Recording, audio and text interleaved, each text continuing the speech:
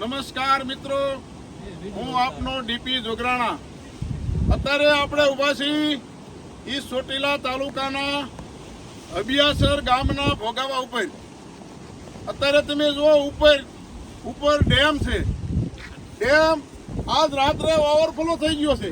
Overflow થઈ ભોગાવા ઉપર આ લાખોના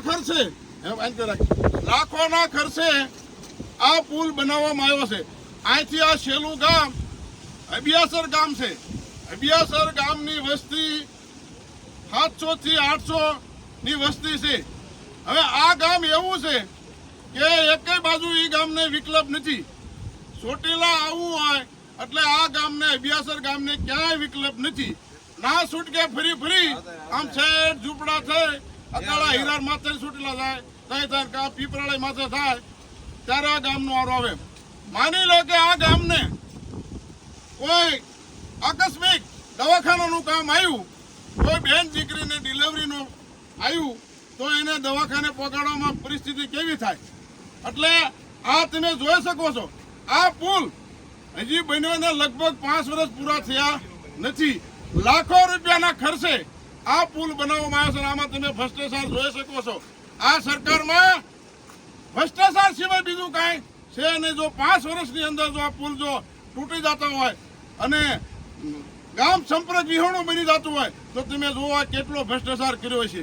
મારે સરકારને કહેવા માંગુ છું કે તમે ખાવ એનો વાંધો નહીં, પણ કાંઈક માપે ખાવ ને રસ્તામાં ન ખાવ. આ હજારો માણસ માની લો કે આની ઉપર બસ જ્યારે સવાર થઈ હોય તો બસની અંદર 12 ગામ જતા પછાથી 55 માણસ બેઠા હોય અને જો પુલ તૂટ્યો હોય અને આમ તણાઈ ગયા હોય તો આ ગામની દશા શું થાય?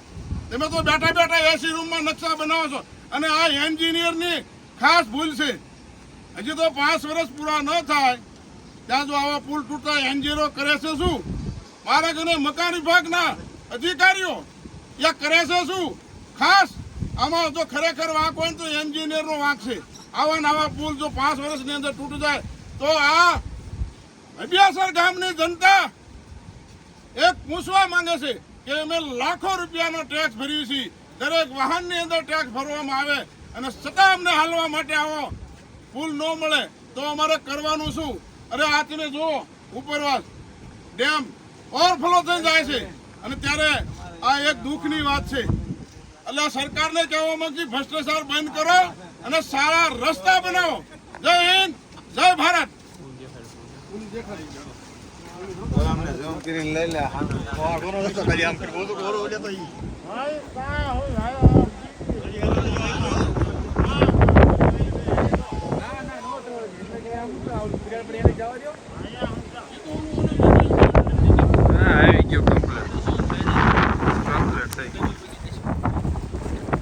ઘણું છે નાખજી.